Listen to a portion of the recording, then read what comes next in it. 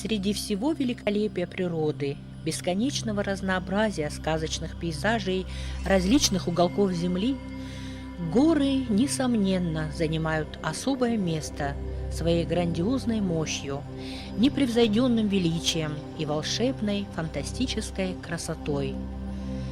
Горы – это благословение в камне. Красота их – это материализованная небесная истина.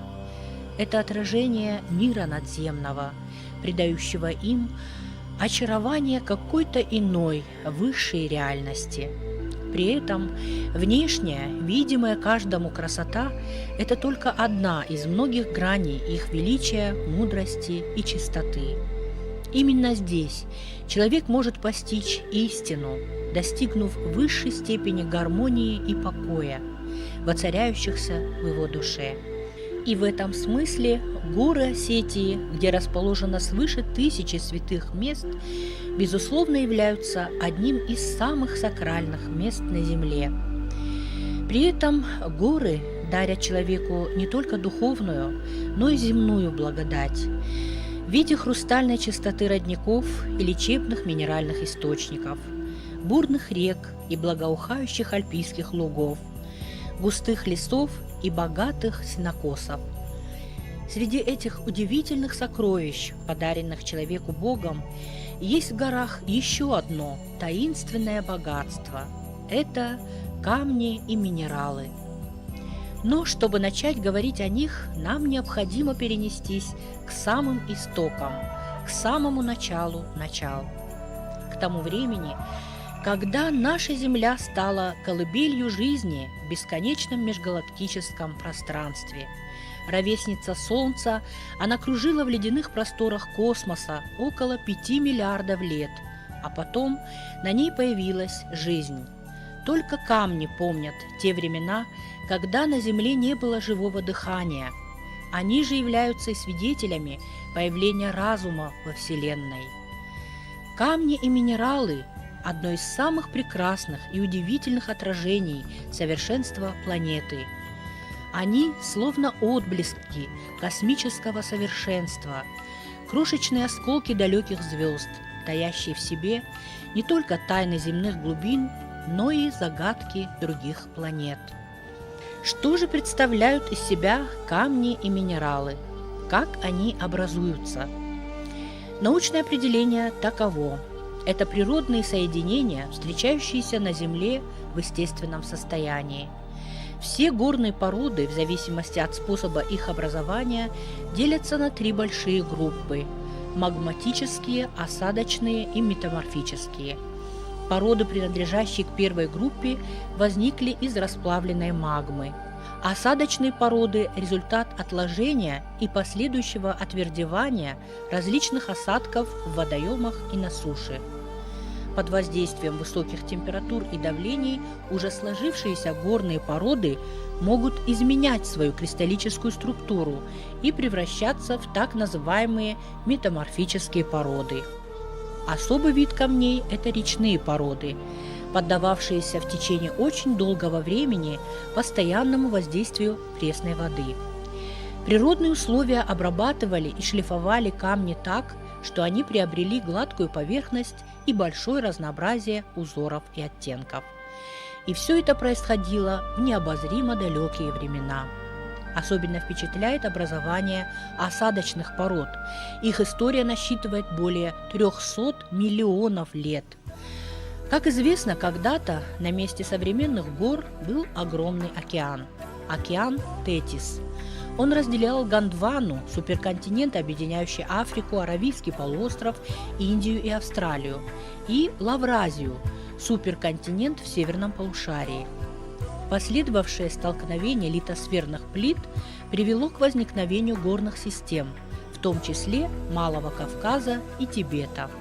Около 5 миллионов лет назад начался на Большом Кавказе рост гор. Именно центральная часть Большого Кавказа в районе Эльбруса и Казбека раньше других включившаяся в горообразование и стала в этом регионе самой высокой. И сегодня в наших горах, бывших когда-то океаническим дном, можно найти камни осадочного происхождения, насчитывающие многомиллионную историю. Это аммониты и септарии. И мы хотим познакомить вас с человеком, имеющим самую богатую коллекцию этих удивительных созданий природы. С человеком, связанным с царством минералов каким-то неведомым таинственным образом, ведающим многое об их силе и свойствах. Зовут его Ахшар Каллагов. Еще на улице, возле его дома, можно обратить внимание на красивые валуны зеленого цвета. Как выяснилось, это часто встречающиеся в Осетии диабазы, камни вулканического происхождения. Камни эти не только радуют глаз, но и обладают свойством успокаивать нервную систему, снимать стрессы, усмирять гнев и раздражение. Литотерапевты утверждают, что массаж стопы шариками из этого камня способствует стабилизации давления и кровообращения, стимулирует сердечно-сосудистую деятельность. Пригласив нас в дом, Ахшар стал рассказывать об удивительных экспонатах своего музея, выполняющих в его энергетическом пространстве отведенные им определенные функции наблюдателей, стражей, хранителей и оберегов. И это было только начало нашего увлекательнейшего путешествия в мир камня. Вскоре мы впервые открыли для себя образы удивительных доисторических существ, сокрытых внутри обычных на вид круглых камней. Ну вот эти камни, вот если вот взять, распилить, то с них получаются вот такие красивые. То есть то, что внутри есть, они выявляются. Внутри может быть моллюск, может цефалопада, может еще какое-нибудь существо. Например, вот они как, вот она внутри спит. Живое существо. Их камнями называть это аммониты, окаменелости. Это времена мезозойской эры, когда еще ни динозавров, ни гор наших не было, было море. С них заражала жизнь. Аммониты – это вымершие гигантские беспозвоночные моллюски. Жили они с девонского периода 300 миллионов лет назад по меловой период по всему земному шару. Вымерли 65 миллионов лет назад. И за многие тысячелетия пребывания на дне древнего океана их раковины успели обрасти образованиями из окислов и минералов, превратившись в яйцевидные каменные образования – оолиты. Они стали мощными панцирями, позволившими древним раковинам сохраниться до наших дней. Аммонит – камень, хранящий историю планеты. Раковина аммонита получила свое название от имени египетского бога Амона, изображавшегося с рогами овна. Спирально завитые раковины аммонита напоминают рога овна, приносящего солнце и прогоняющего тьму. Кроме того, как говорили древние, закон един для всего живого во Вселенной. Раковина аммонитов развивается по закону логарифмической спирали. По такому же закону спирали построена наша галактика. Поистине, как гласит древнейшее учение Гермеса, что наверху, то и внизу. Для многих народов мира окаменевшие аммониты, их фрагменты и изделия из них являются символами достатка, семейного благополучия, счастья и долголетия. Астрологи более всего рекомендуют носить этот камень водным знаком – раком, скорпионом и рыбам. Но в горах встречаются не только аммониты, а также и другие удивительные образования, называемые септариями. Внутри септарий нередко скрываются ископаемые останки различных древних животных, выступающие в качестве ядра конкреции, например, окаменелости черепах и наутилусов. Внутреннее присутствие ископаемых делает эту горную породу необыкновенно интересной. Необычный вид, который придает этой горной породе минеральное заполнение трещин, позволил ей занять особое место среди декоративно-поделочных материалов. Когда я разрезал вот эти камни, два камня, то внутри обнаружились вот эти рисунки, как вот на картине «Три слезы Бога». Здесь вот крест, там знак минерала, там знак Мукагабурта. И я подумал, что это какой-то знак сверху.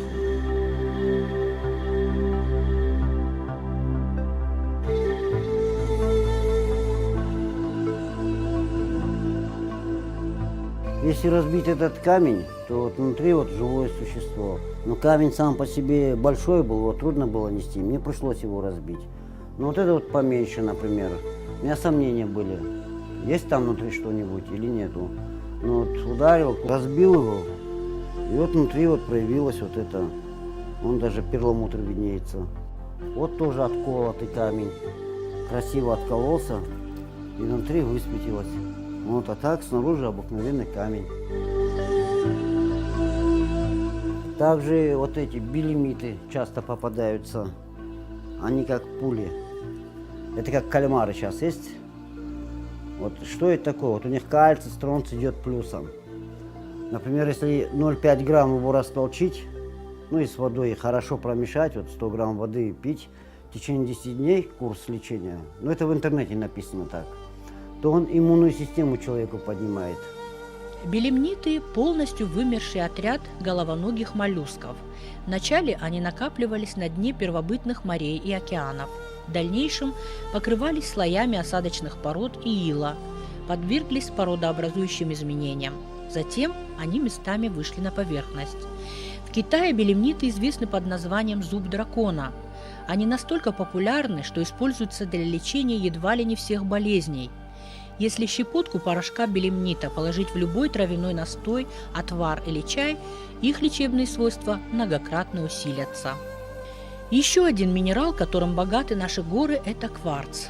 Он занимает очень важное место в жизни нашей планеты. Известно, что развитие жизни на Земле напрямую связано с минералом кремнием. Именно этот минерал лежит в основе химической формулы кварца. В природе встречается кварц самых разных цветов и оттенков. Многие разновидности носят собственные имена в зависимости от окраски. Наш герой Ахшар Каллагов из кварцевой крошки научился создавать удивительные картины. Но если вот так мне попадались камни, и они их немного там, или небольшие куски, с них ничего же не сделать с большого куска, я решил, что их можно дробить, и они как для цвета. Ну, гамма цветов, посмотрите здесь какая. Это вот все камни, которые в наших горах. Которые в наших горах и в наших реках. Здесь почти любой цвет есть. И в основном я беру, вот если брать вулканические камни, вулканическую породу, то она вот темная. Темная, потому что это глина, как-никак. А если брать кварцевые, то они вот отличаются цветами. Есть розовый кварц, есть белый, есть желтизной, чисто белый, зеленоватый есть. Вот так же вот здесь. Ну, здесь, например, кремний добавлен. Вот, например, желтые цвета тоже, они же не все одинаковые. Вот здесь вот у волка, вот, ну это он из кремния сделан, там несколько цветов. А вот луна, например, сделана из 3 видов желтых камней. К разновидностям кварца относится также и горный хрусталь, который считается у многих народов священным камнем. Горный хрусталь – олицетворение высшей небесной силы, сплетающей нити прошлого, настоящего и грядущего. Он считается священным и у осетин. Большие камни кварца Занга-Дурта издревле клались на ограду зуаров. Волшебные камни Сукурайфордгута также относятся к их разряду. Наверное, это и есть небесные кристаллы, известные как структурированный кварц. Это особые кварцы, принесенные на нашу планету, чтобы способствовать всеобщему очищению, исцелению и пробуждению. Они несут в себе большую силу, позволяют распознавать истину и настраиваться на область небесного. Горный хрусталь обитает, как правило, в высокогорных районах, в царстве холода, где раскрывается вся красота кристаллов, которые переливаются в лучах солнца и отражении ледяных склонов. Хрусталь вбирает в себя силу этих таинственных мест, которая отражена в его ослепительном сиянии. А поставленные в доме, они будут привлекать удачу и благополучие.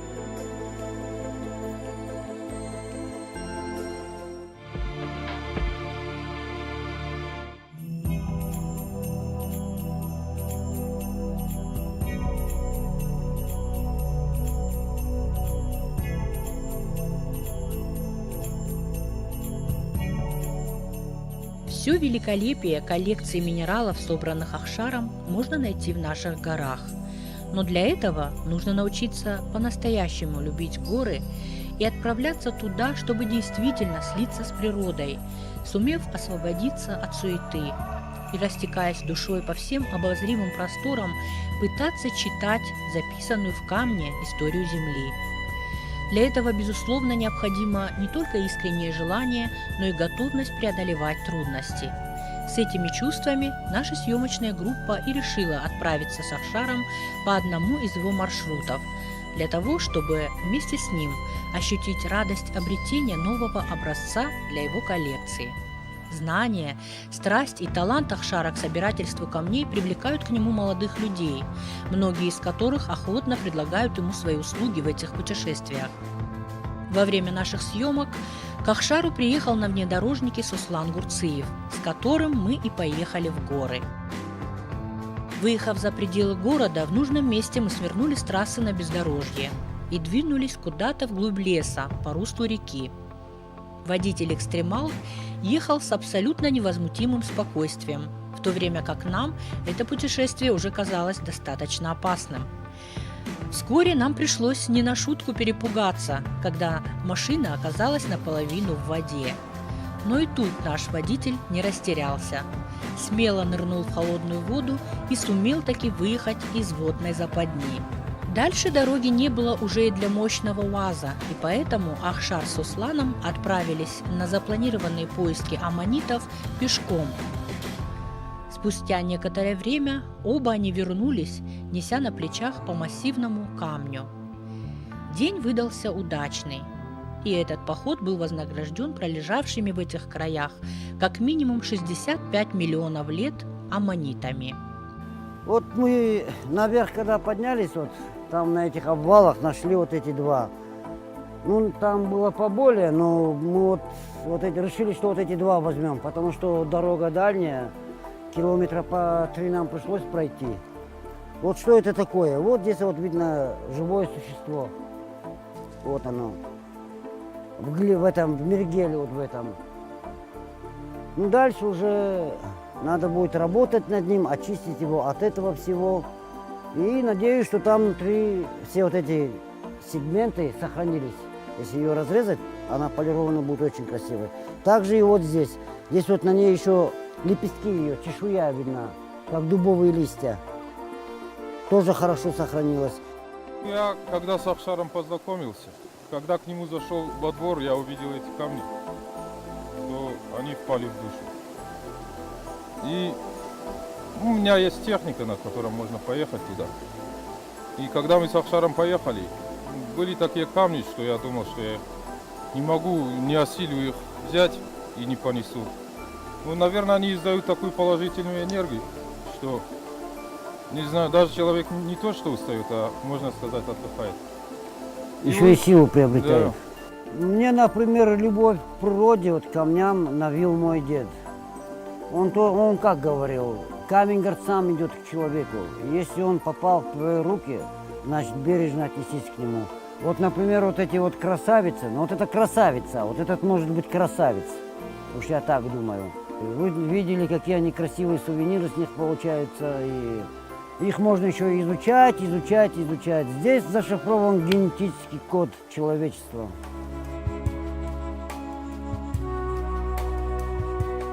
Сколько неразгаданных тайн хранит еще планета Земля. Какие сокровища сокрыты в ее недрах и о чем могут поведать нам минералы. В 2012 году началось пробуждение всего живого на нашей планете, когда не только человек начал свое пробуждение, но и стали просыпаться от сна царства животных, растений и минералов. Мы имеем сегодня все возможности вернуться к своим истокам, поэтому нам необходимо начать налаживать связь с природой, с тремя низшими царствами, и лучше всего начать это делать с самого главного, научившись с благодарностью принимать дары этих миров, а также энергию, которую с людьми согласны делить минералы. Минералы своей энергией дают человеку возврат к истоку его души. Кристаллы минералов непрерывно посылают информацию во внешнюю среду, поэтому и возможен обмен информацией между человеком и камнем. Через кристаллы нам передается энергия Вселенной.